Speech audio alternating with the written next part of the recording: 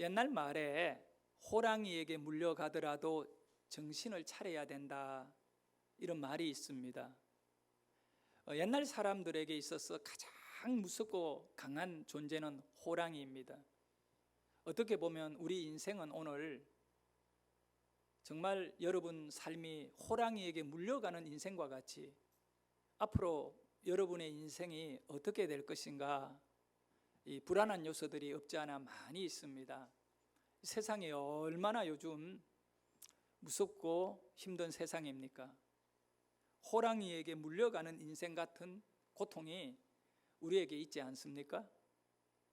그럼 우리가 어떻게 살아야 하느냐, 삶의 문제를 고민하게 됩니다.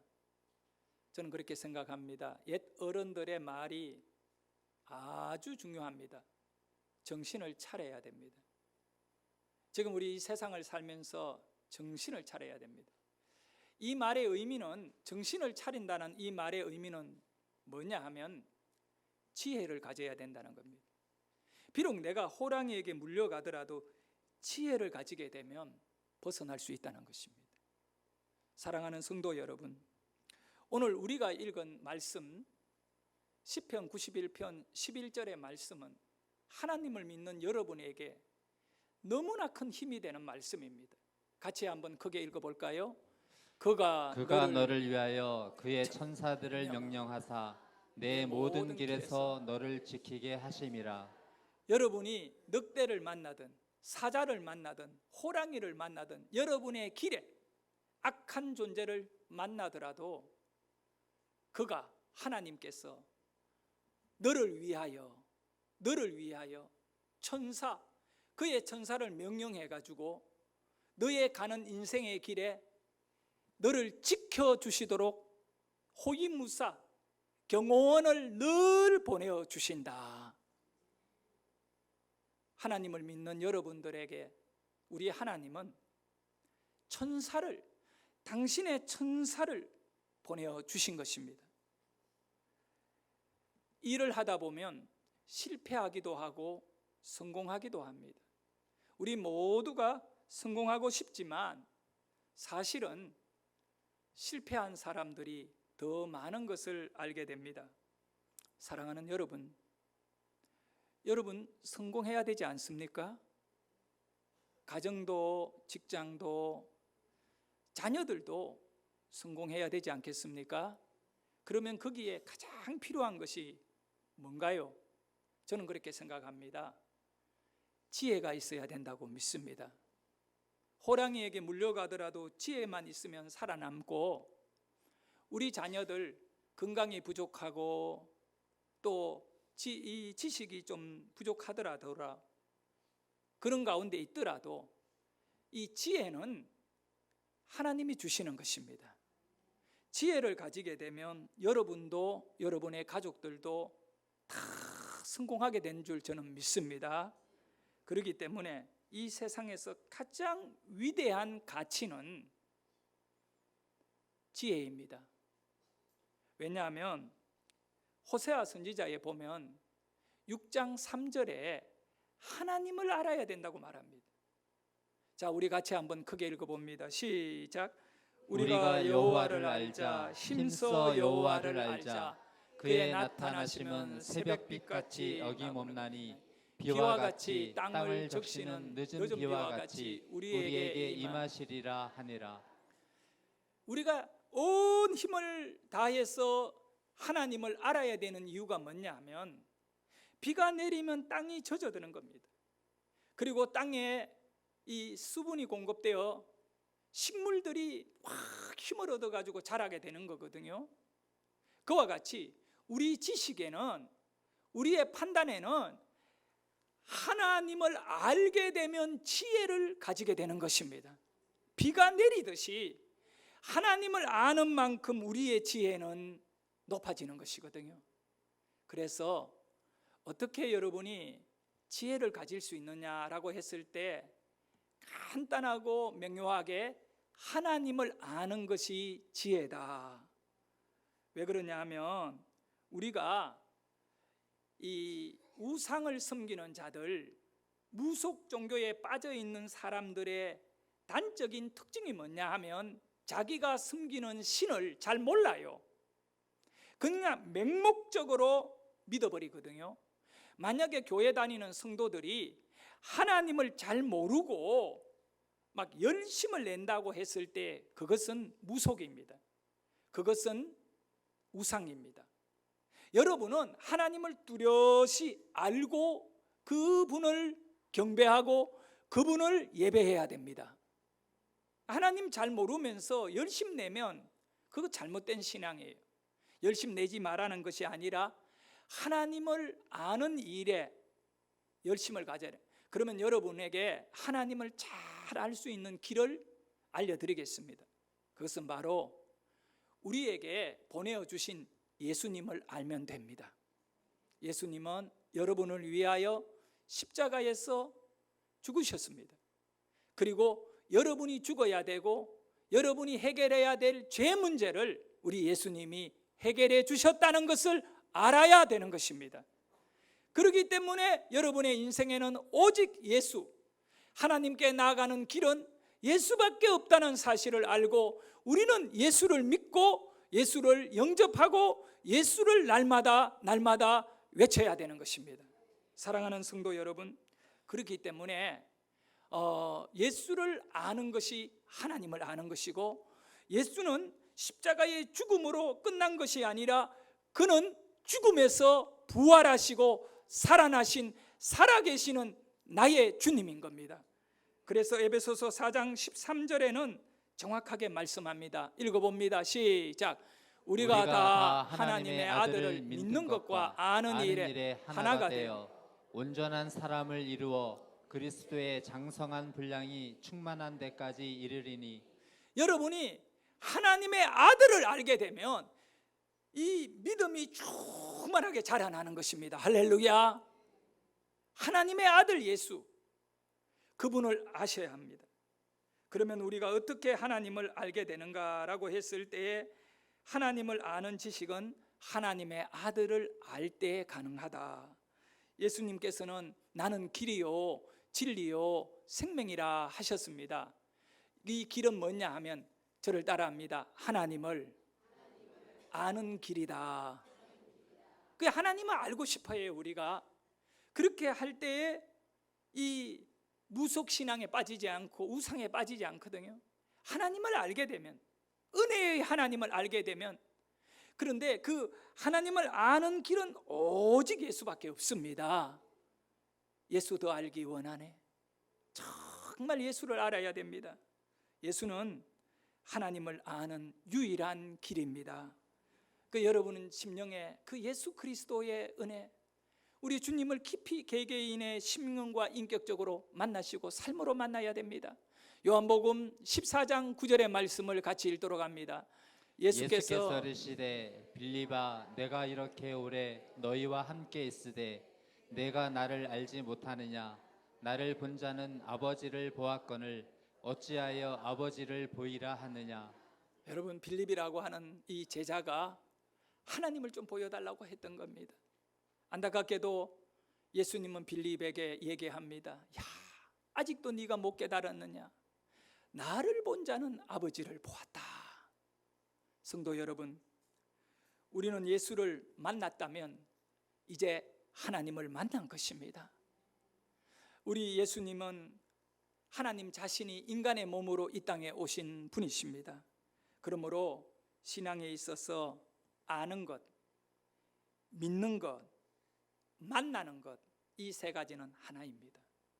여러분이 예수를 알면 하나님을 믿는 것이고, 하나님을 믿는 자는 하나님을 만난 것입니다. 아는 것, 믿는 것, 만나는 것이 하나로 어울려져서 오늘 우리가 아는 것으로 끝나지 아니하고 우리의 삶의 현장에서 하나님을 만난 역사와 그 은혜가 우리의 삶에 드리워 있어야 되는 것입니다. 하나님을 만난 사람에게는 악한 것들이 건들지도 못하도록 지켜준다는 사실을 믿으셔야 되는 겁니다. 왜 그러냐? 하나님은 우리를 안아주셨거든요. 우리에게 하나님의 사랑이 남아있는 이상 악한 마귀는 우리를 건들지 못함을 아셔야 됩니다. 하나님이 사랑하는 자를 감히 마귀가 못 건든다는 것을 믿으셔야 되는 겁니다. 오늘 설교 제목이 뭡니까? 그가 내 이름을 안적 내가 그를 높이리라. 그 이름은 누굽니까? 예수입니다. 그 이름을 찬양하는 자, 그 이름을 부르는 자, 그 이름을 외치는 자, 그 이름을 전하는 자에게는 그 이름을 알기 때문에 찬양하고, 그 이름을 알기 때문에 전하고, 그 이름의 능력을 알기 때문에 선포하는 것입니다. 그 이름의 수를 가진 자에게는 하나님께서 그를 높여주리라. 우리가 어떻게 높아집니까? 그 이름을 사용할 때 높아지는 겁니다. 여러분, 그 이름을 영접하셔야 됩니다. 그리고 그 이름을 의지하고 그 이름을 적극적으로 선포할 때 그 이름의 능력이 나타나는 걸 보고 예수 믿지 않는 수많은 사람들이 아니 도대체 저 사람이 무슨 이유로 저렇게 살아가고 있을까 깜짝 놀라는 역사들이 일어나게 될 것입니다. 성도 여러분, 오늘 우리가 읽었던 시편 91편 14절에 이 한 절의 말씀 속에 우리의 인생의 가치가 발견되어지는 겁니다. 같이 한번 크게 읽어봅니다. 시작. 하나님이 이르시되 그가 나를 사랑한즉 내가 그를 건지리라. 그가 내 이름을 안즉 내가 그를 높이리라. 여러분, 하나님 사랑하시지요? 하나님 사랑하시지요? 우리가 아무나 사랑할 수 있습니까? 이웃에 아무나 누구를 사랑할 수 없잖아요. 우리가 하나님을 사랑하는 이유는 그분의 사랑이 너무 크고 그 은혜가 크고 긍휼이 큰 것을 우리가 깨닫게 될 때, 사랑이라는 것은 커뮤니케이션이에요. 관계라는 겁니다. 그런데 여기에서 우리가 하나님을 사랑하기 때문에, 사랑한다는 것은 다른 말로 그를 안다는 것입니다. 정말 알아야 돼요. 에? 나는 요즘 내 자식을 사랑하지만 모를 때가 너무 많아요. 우리 아이가 지금 산업병으로 IT 회사에 군에 안 가고 그냥 월급 받고 직장 생활하고 있어요. 근데 친구들하고 우리 교회 애들이야. 일본에 여행을 갔다 온대. 그래, 비용이 얼마 드느냐? 70만 원 정도 드는데 갔다 온대, 여명이. 그래서 내가, 여명아 가지 마라. 너 외국을 못 가본 것도 아니고 미국에서 공부하면서 걔는 나를 이해 못하면, 아빠 나는 추억을 쌓기 위해 가는 거야. 우리 친구들하고 교회 친구들이 하고 이렇게 시간을, 젊은 시절에 추억을 만들려고. 내가 그랬어요. 야, 너 외국 나가는 거 그건 너 지금 미국 공부도 하고 외국 나가는 걸 왜 나가니?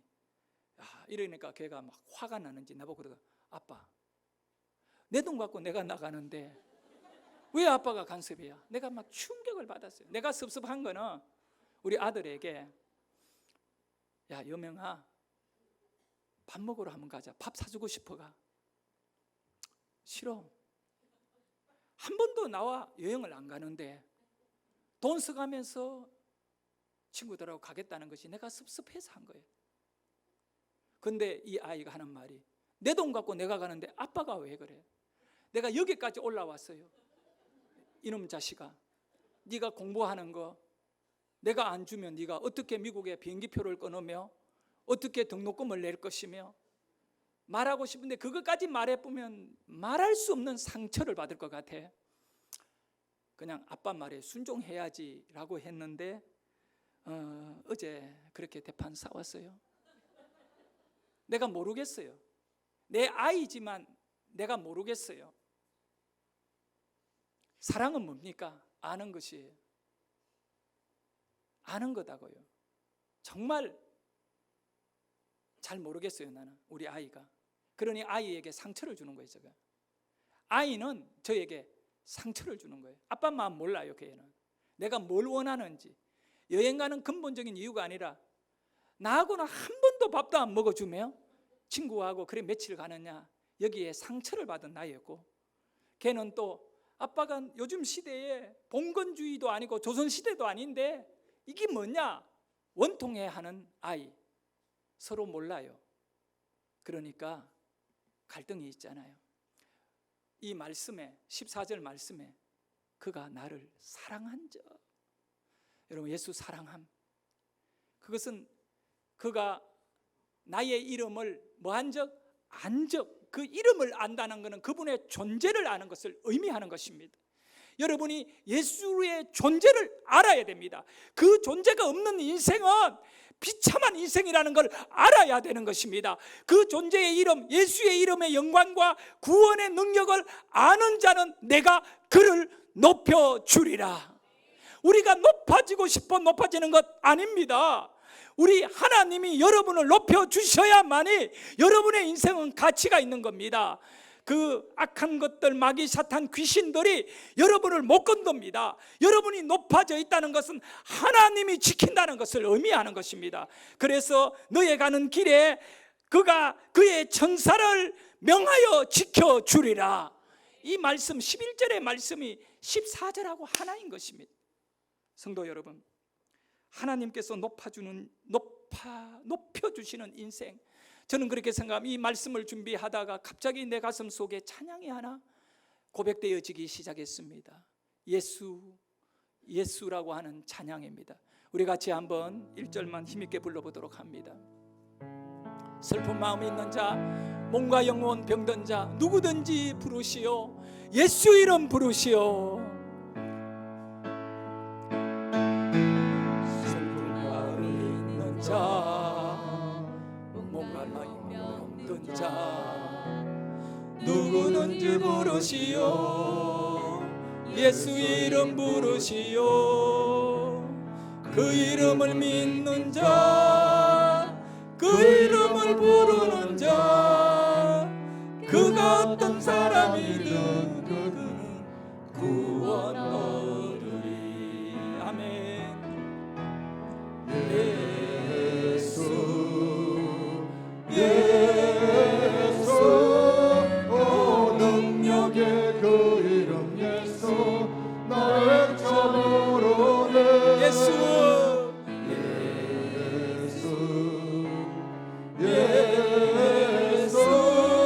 오 구원의 그 이름 예수 나 외쳐 부르니. 예수 그리스도 예수 예수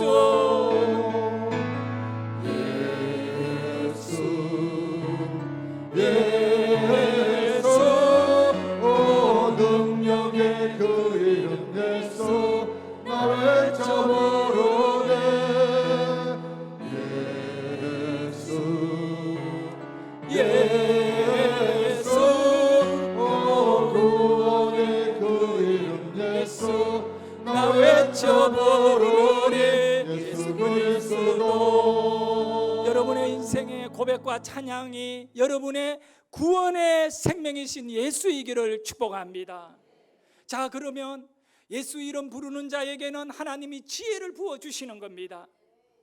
성령의 은혜가 여러분의 인생을 새롭게 해 주실 것입니다. 그러면 이 지혜가 뭐냐? 지혜는 바로 하나님 자신입니다. 하나님의 말씀이 지혜입니다.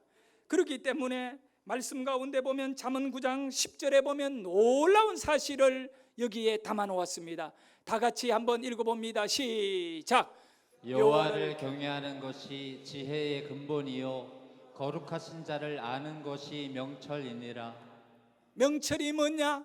지혜가 뭐냐? 하나님을 아는 것과 바로 여호와를 경배한다, 하나님을 섬기고 하나님을 믿고 기도하고 예배하는 이 모든 것이 지혜에서 온다. 할렐루야. 이 지혜를 가져야, 여호와가 바로 지혜의 근본이기 때문에 이 지혜를 가져야 세상을 이기는 것입니다. 여러분, 악을 선으로 이겨라는 이 말씀은 다른 거 아닙니다. 악을 지혜로 이겨라.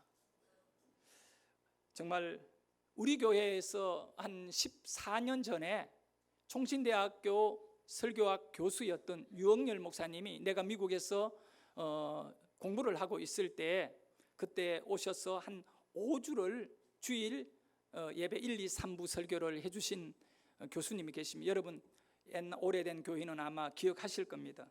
그 유억열 교수님이 제가 유학을 마치고 한국에 들어오실 그때에 한 14년 전에 미국으로 워싱턴 중앙교회 담임 목사로 청빙받아가 들어가셔서 지금 한인 교회 가운데는 가장 큰 교회를 아마 목회하고 있는 것으로 알고 있습니다. 이 목사님이 이번 목사장로 기도회 강사로 오셔서 간증 설교하시는 내용 중에 하나, 정말 감동적인 은혜로운 이 간증을 소개하려고 합니다. 목사님이 미국에 가서 몇 년이 되지 않았을 때에 80이 넘은 80된 할머니가, 그 미국 사회라고 하는 것은 이민을 오게 되면 교회 외에는 교제할 곳이 없어요. 그래서 이렇게 교회에 와서 예배를 드렸는데, 알고 보니 이분은 서울에서 정말 잘 나가는 그런 분이셨어요. 조계종의 여신도 회장을 했던 분이에요. 이건 어마어마한 자리입니다. 불교계의 거장입니다.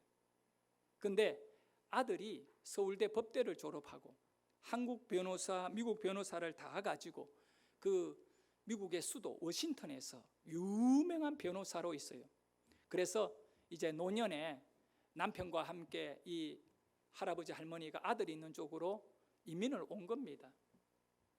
근데 그 교회에 와서 어떻게 누가 데리고 왔던 이렇게 한번 교회에 와서 설교 듣고 은혜를 받은 겁니다.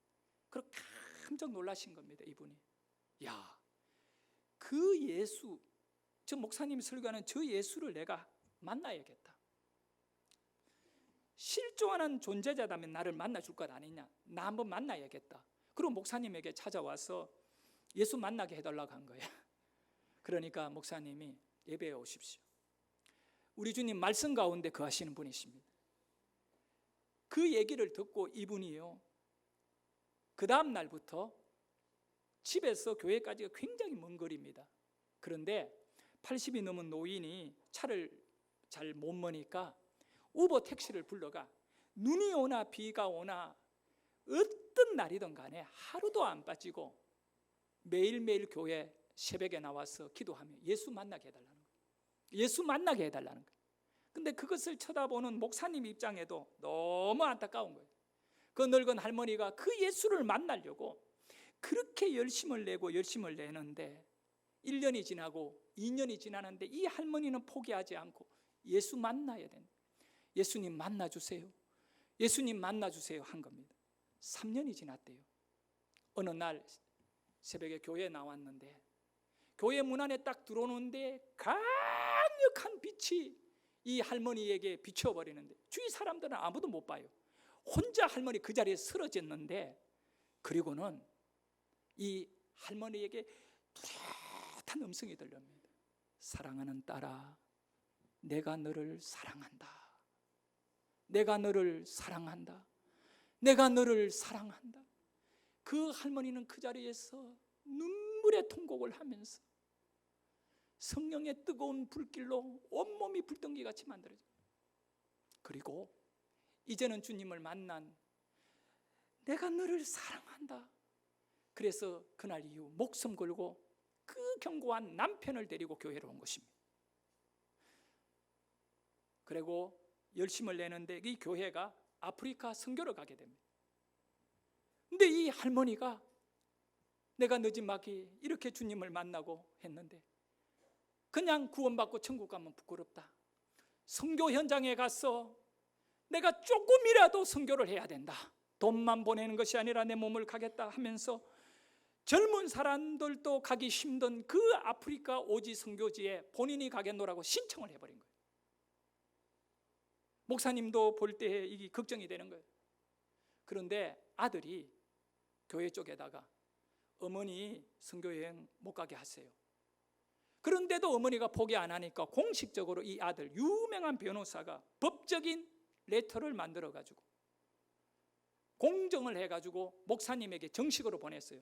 만약에 우리 어머님이 선교지에 가서 조그마한 문제라도 생기면 교회가 모든 배상 전적으로 해야 될 것입니다 하고 이 불교 신자 아들 변호사가 교회로 상대로 공정을 한 서류를 담임 목사님에게 딱 보낸 거예요.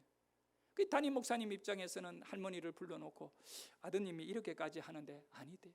주를 위하여 나는, 여러분 젊은 사람도 아프리카 가려면 백신을 7개, 8개 맞아야 되는데 온몸이 너무 힘들어요.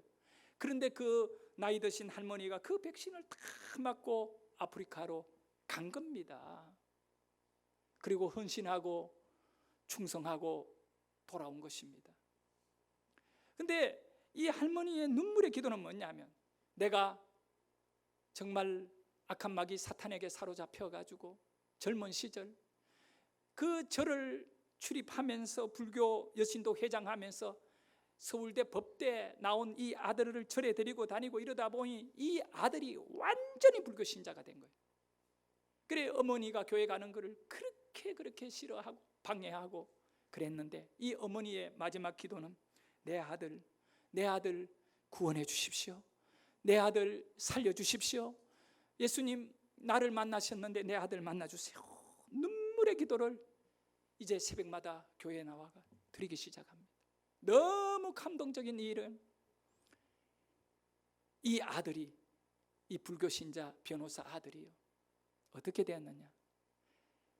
작년에 미국의 그 정말 유명한 코넬 신학교라고 있어요. 이 신학교를 졸업하고 변호사 그만두고 목사가 되었다는 겁니다. 할렐루야. 사랑하는 여러분, 80이 넘은 노모가 그때 되면 뭐 종교를 바꾸을 수 있겠습니까? 그리고 불교계에 그렇게 열심히였던 이 여인이 예수 믿고 예수 만나고 불교에 푹 빠져 있는 아들까지 목사 되게 하고, 여러분 나이가 들었다고 여러분 정말 자신을 바라보면서 내가 뭘 할 수 있을까 이런 생각할지는 모르겠어요. 저는 아니라고 봅니다. 그 이름을 만난 자에게는 능력의 역사가 나타나는 줄 믿습니다. 여러분의 헌신이 이번 6월 8일 바자회 가운데 넘쳐나기를 소원합니다. 그리고 여러분들이 이 할머니와 같이 예수를 꼭 만나야 되겠다.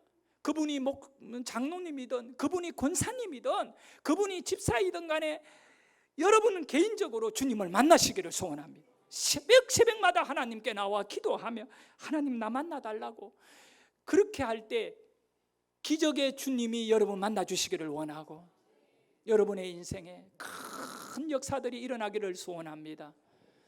오늘 말씀 정말 기억하십시오. 그것은 바로 그가 내 이름을 안적 내가 그를 높여주리라. 여러분 전부 다 높아지는 거룩하고 존귀한 그런 인생임을 믿으시기를 바랍니다.